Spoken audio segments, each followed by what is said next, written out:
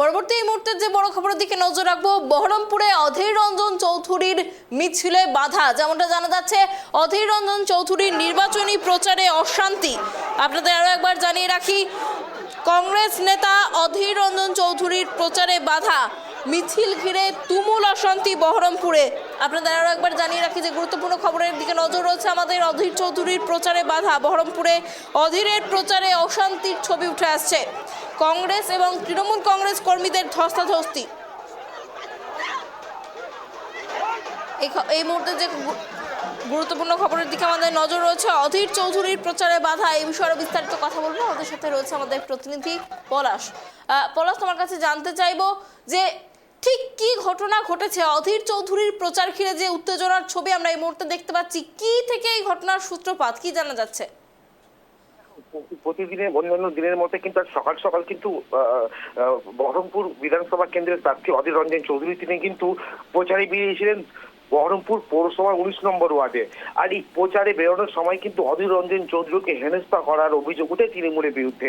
যেটা অভিযোগ যে অধীর রঞ্জন চৌধুরী যখন 19 নম্বর ওয়ার্ডে প্রচার করছিলেন, সাধারণ মানুষের কাছে ভোট ভিক্ষা চাইছিলেন, সে সময়তে বেশ কয়েকজন তৃণমূল কর্মীর সমর্থকরা কিন্তু অধীর রঞ্জন চৌধুরীর যেই কর্মী সমর্থকরা রয়েছে তাদেরকে লক্ষ্য করেই কিন্তু তাদেরকে ধাক্কাধাক্কি শুরু করে এবং মারধর শুরু করে।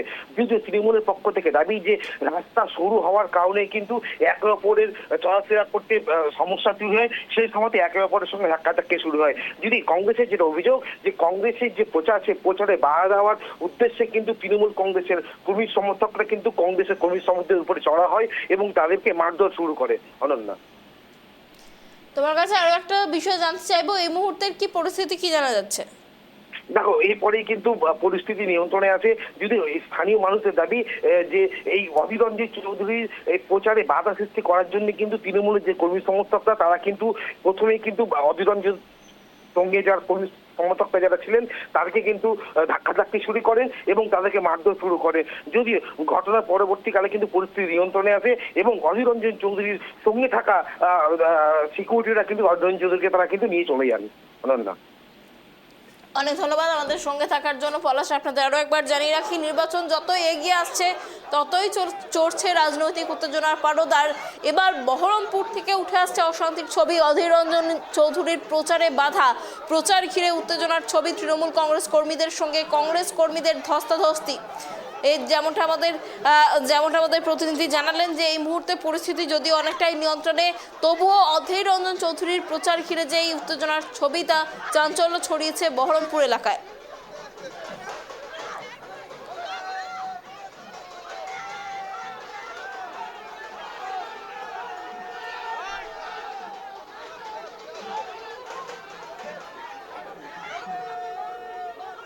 আপনাদের আরো একবার জানিয়ে রাখি যে ছবি আপনাদের এই মুহূর্তে দেখাচ্ছি, বহরমপুরের ছবি, যেখানে দেখা যাচ্ছে অধীর রঞ্জন চৌধুরীর প্রচার ঘিরে উত্তেজনার ছবি।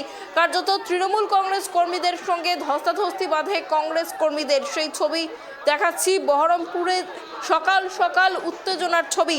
অন্যান্য দিনের মতোই কংগ্রেস নেতা অধীর রঞ্জন চৌধুরী তিনি সকাল থেকে প্রচারে বেরিয়েছিলেন, আর সেই মিছিলেই বাধা দেওয়া হয় বলে অভিযোগ এবং সেখানে তৃণমূল কংগ্রেস কর্মী সমর্থকদের সঙ্গে কংগ্রেস কর্মী সমর্থকদের হাতাহাতি শুরু হয় এবং সেই হাতাহাতি থেকেই উত্তেজনা ছড়িয়ে পড়ে।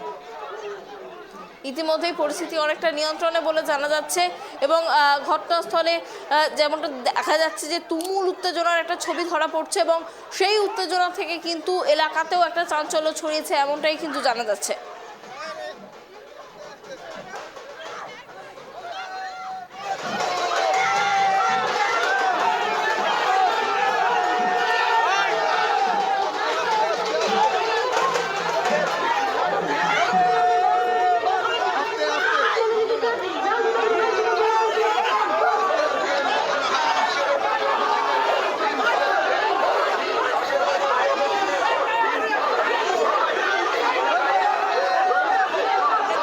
একদল কর্মী সমর্থক অধীর চৌধুরীকে প্রচারে যেতে বাধা সৃষ্টি করে বলে অভিযোগ, আর এই নিয়েই অধীর চৌধুরীর সঙ্গে ধাক্কাধাক্কি হয় বলে অভিযোগ।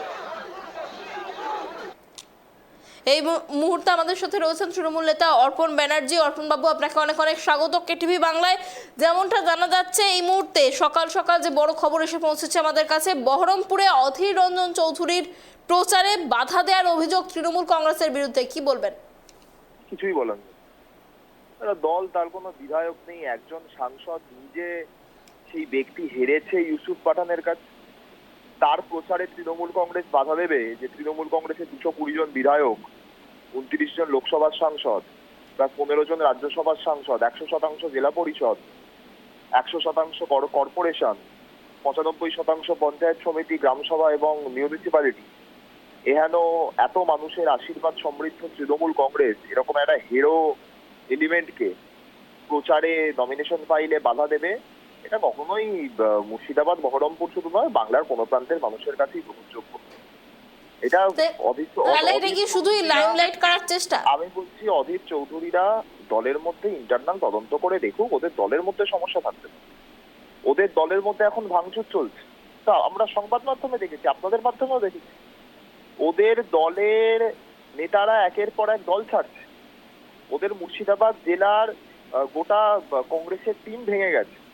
আমি যে হাওড়া জেলায় বিলং করি, আমার হাওড়া জেলার বালি বিধানসভা কেন্দ্রে যে কংগ্রেসের টিম, সেই গোটা টিম ভেঙে আমাদের বালির যিনি প্রার্থী কৈলাস মিশ্র, জেলার চেয়ারম্যান এবং মধ্য হাওড়ার প্রার্থী রাজ্যের মন্ত্রী অরূপ রায়, তাদের হাত ধরে তৃণমূল কংগ্রেসে যোগদান করেছে। এবং এটা গোটা রাজ্যে হচ্ছে। আমি শুধু আপনাকে আমার জেলার কথাটুকু বললাম, আমার জেলার একটা বিধানসভার তথ্য দিলাম, তো গোটা রাজ্যে হচ্ছে।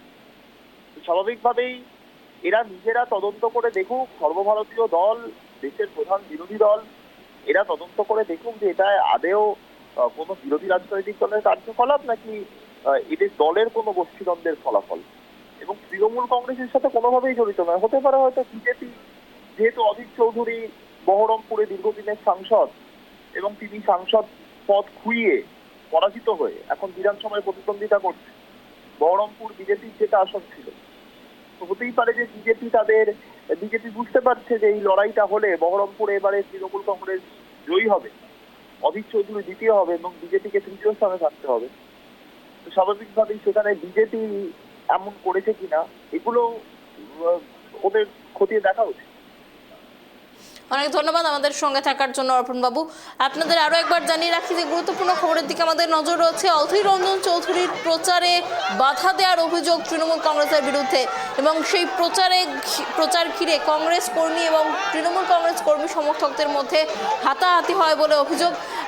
এই মুহূর্তে আমরা কথা বলছিলাম তৃণমূল নেতা অর্পণ বন্দ্যোপাধ্যায়ের সঙ্গে। তিনি ঠিক যেমনটা জানালেন যে কংগ্রেস একটি হিরো দল, তাদের বাধা দেওয়ার কোনো প্রয়োজন নেই, এমনটাই জানাচ্ছেন তৃণমূল কংগ্রেস নেতা অর্পণ বন্দ্যোপাধ্যায়। পাশাপাশি তিনি বললেন যে কংগ্রেসের দলের অন্দরে কোনো সমস্যা আছে কিনা তা তদন্ত করে দেখা উচিত।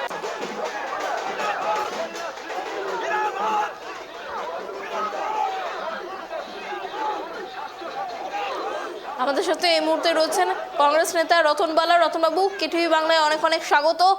অধীর রঞ্জন চৌধুরীর প্রচারে বাধা বহরমপুরে, অভিযোগ তৃণমূল কংগ্রেসের বিরুদ্ধে, কি বলবেন? দেখুন, সারা বাংলার সাথে সাথে আপনি দেখুন মুর্শিদাবাদ জেলা এবং মালদা জেলায়, এই দুটো জেলা সংখ্যালঘু অধ্যুষিত জেলা, এবং আপনারা জানেন যে কংগ্রেসের শক্ত ঘাঁটি বলে যদি কিছু থাকে তাহলে মালদা, মুর্শিদাবাদ এবং উত্তর দিনাজপুর, এই সমস্ত জায়গাগুলো দিয়ে কিন্তু কংগ্রেস তার আগাগোড়ায় তার শক্তি দেখিয়ে এসেছে। এবং আপনারা জানবেন যে মুর্শিদাবাদ জেলায় শুধুমাত্র এই তৃণমূল কংগ্রেস, মমতা ব্যানার্জি, তিনি মুর্শিদাবাদ জেলায় এসে বসে থাকতেন সারাক্ষণ, কারণ তিনি জানেন যে এই মুর্শিদাবাদ জেলায় তার পায়ের তলা থেকে মাটি ক্রমশ সরে যাচ্ছে। সেই জন্য তিনি বুঝতে পেরেছেন, তাই এই জেলায় আসছেন।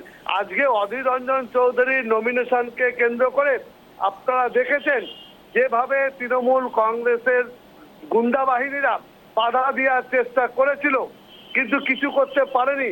আজকে অধীর রঞ্জন চৌধুরীকে হারানোর জন্য যে ধরনের ভাষায়, যে ধরনের বহরমপুর শহরে তৃণমূল কংগ্রেস পার্টি যেভাবে প্রচার করছে, তার থেকে একটা জিনিস পরিষ্কার যে আগামী দিনে তৃণমূল কংগ্রেস এখানে হারতে চলেছে। আর আজকে বলুন তো, এই যে পার্টিটা তৃণমূল কংগ্রেসটা, এই মুর্শিদাবাদ জেলায় কংগ্রেসকে ভাঙিয়েই আজকে এই তৃণমূল কংগ্রেস মুর্শিদাবাদ জেলায় জন্মগ্রহণ করেছে। না হলে এই মুর্শিদাবাদ জেলায় তৃণমূল বলে কিছু থাকতো না। আজকে শুধুমাত্র এনআরসির ভয় দেখিয়ে, মেরুকরণের ভয় দেখিয়ে আজকে মুসলিম ভোটগুলোকে তৃণমূল তার পকেটে নিয়েছে। আজকে এনআরসি নিয়ে কোনো কথা নাই। আজকে মুসলিম সমাজের মানুষ, মুর্শিদাবাদের মানুষ সবাই বুঝতে পারছে যে শুধুমাত্র মেরুকরণ করার জন্য আজকে এই ঘটনা ঘটেছে। কিন্তু একটা কথা অনেক ধন্যবাদ আমাদের সঙ্গে থাকার জন্য রতনবাবু। আপনাদের আরো একবার জানিয়ে রাখি যে গুরুত্বপূর্ণ খবরের দিকে আমাদের নজর রয়েছে। অধীর রঞ্জন চৌধুরীর প্রচার ঘিরে উত্তেজনার ছবি বহরমপুরে। যেমনটা জানা যাচ্ছে, তৃণমূল কংগ্রেস তার প্রচারে বাধা দিয়েছে এমনটাই অভিযোগ, এবং তৃণমূল কংগ্রেস কর্মী সমর্থকদের সঙ্গে কংগ্রেসের কর্মী সমর্থকদের রীতিমতো ধস্তাধস্তি, হাতাহাতি হয়, সেই ছবি দেখা যাচ্ছে।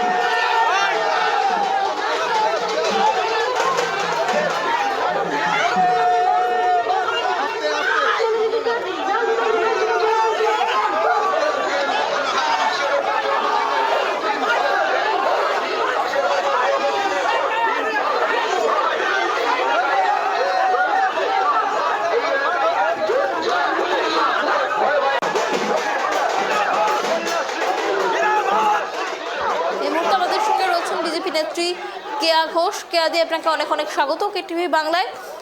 যেমনটা জানা যাচ্ছে, সকাল সকাল বহরমপুরে অধীর রঞ্জন চৌধুরীর প্রচারে বাধা দেওয়ার অভিযোগ তৃণমূল কংগ্রেসের বিরুদ্ধে, কি বলবেন? দেখুন, এই মুহূর্তে অধীর বাবুর যে কাজ সেটা হচ্ছে তৃণমূলকে সুবিধা পাইয়ে দেওয়া, এবং সেখানে বিজেপি আমাদের যে জয়ী প্রার্থী ছিলেন কাঞ্চন দা, তো এইগুলো করে মানুষের সামনে এসে ভেসে থেকে কোনোভাবে বিজেপিকে পর্যদস্ত করা। তো এটা হচ্ছে ওদের ইন্ডি জোটবন্ধনের যে তাদের যে প্রতিশ্রুতি সেটা পালন করছেন। বাইনারি সেট করার চেষ্টা করছেন যাতে ভারতীয় জনতা পার্টির ভোট কাটাকাটি হয় এবং সুবিধা পায় তৃণমূল, অ্যাডভান্টেজ পায় তৃণমূল বা অধীর বাবু, দুজনের মধ্যে যে কোনো একটা।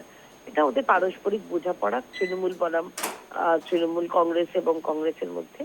কিন্তু আমার চিন্তা হচ্ছে বহরমপুর সাধারণ মানুষের তাদের নিরাপত্তা, কারণ এরকম সংঘর্ষে আমরা তো দেখেছি যে আউটকাম কি হয়।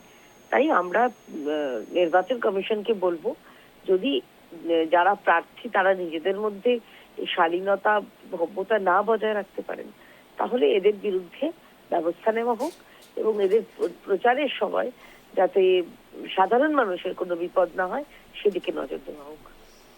অনেক ধন্যবাদ কেয়া দিয়ে আমাদের সঙ্গে থাকার জন্য। ঠিক যেমনটা আমাদের জানালেন বিজেপি নেত্রী কেয়া ঘোষ, তিনি দাবি তুললেন যে প্রচারের সময় যদি শান্তি শৃঙ্খলা না বজায় রাখা হয় সেক্ষেত্রে প্রার্থীদের বিরুদ্ধে যেন ব্যবস্থা নেওয়া হয়, এমনটাই দাবি তুললেন বিজেপি নেত্রী কেয়া ঘোষ।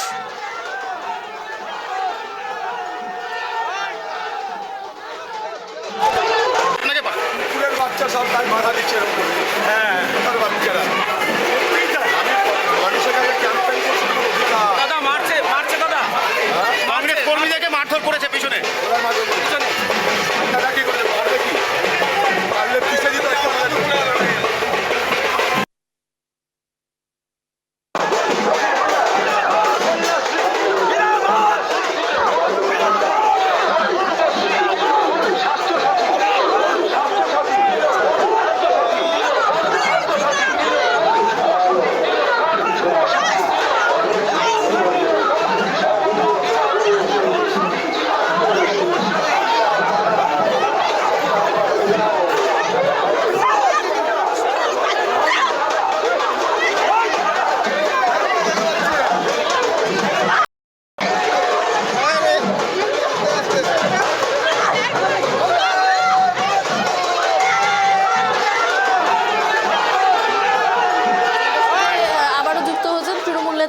অর্পণ বন্দ্যোপাধ্যায়। আমরা অর্পণ বাবু, অধীর রঞ্জন চৌধুরী তিনি তার বক্তব্যতে বলছেন যে আমাকে পশুরা আটকে ছিল, তৃণমূল কংগ্রেসকে ইঙ্গিত করে, কি বলবেন?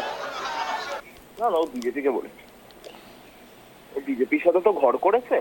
ও জানে যে বিজেপির লোকগুলো পশু, বিজেপির নেতাগুলো জন্তু, বুনো বন্য প্রাণী। নগরায়নের ফলে, জঙ্গল সাফ করার ফলে বিজেপির নেতারা সমাজে চলে এসেছে আমাদের সাথে। তো বিজেপিকে বলেছে, ও বিজেপির এজেন্ট, ও বিজেপির দালাল, ও বিজেপির সাথে ঘর করা লোক, বিজেপির সাথে সেটিং করে থাকা প্রাণী। তো স্বাভাবিকভাবেই ও জানে যে বিজেপি কত বড় পশু হতে পারে। অর্পণ বাবু, বিজেপি বলছে যে এখন কংগ্রেস বহরমপুরে তৃণমূলকে সুবিধা পাইয়ে দেওয়ার চেষ্টা করছে, ফলে এটা দলীয় বিষয়, নিজেদের মধ্যে ঝামেলা।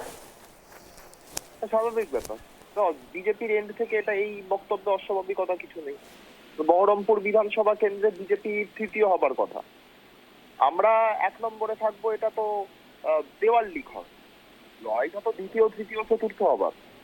সিপিএম, বিজেপি এবং কংগ্রেস লড়াই করছে দ্বিতীয়, তৃতীয়, চতুর্থ হবার লড়াই। বহরমপুর বিধানসভা কেন্দ্রে অধীর চৌধুরী দ্বিতীয় হওয়া উচিত, সেক্ষেত্রে বিজেপি তৃতীয় হবে, সিপিআইএম অ্যাজ ইউজুয়াল চতুর্থ হবে, জমানত বাজেয়াপ্ত হয়ে যাবে। সেই জায়গা থেকে দাঁড়িয়ে বিজেপির একটা গ্রিভান্স রয়েছে অধীর চৌধুরীর প্রতি। অধীর চৌধুরী ওদের লোক, ওদের সাথে এতদিন ঘর করলো, ওদের সাথে সেটিং করে থাকলো। সেই অধীর চৌধুরী একটা এমএলএ, অধীর চৌধুরী তো একটা এমএলএ হতে চায়। একটা এমএলএ হবার জন্য অধীর চৌধুরী এখন বিজেপির প্রার্থীর বুকের ওপর দাঁড়িয়ে প্রতিদ্বন্দ্বিতা করবে। বন্ধু মানুষ, বিজেপির বন্ধু বিজেপির বিরুদ্ধে লড়াই করছে, এটা বিজেপি মেনে নিতে পারছে।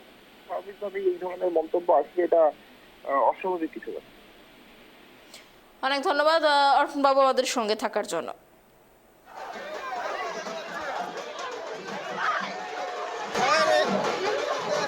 খবরের দিকে আমাদের নজর রয়েছে। বহরমপুরে অধীর রঞ্জন চৌধুরীর মিছিলে বাধা, অভিযোগ তৃণমূল কংগ্রেসের বিরুদ্ধে।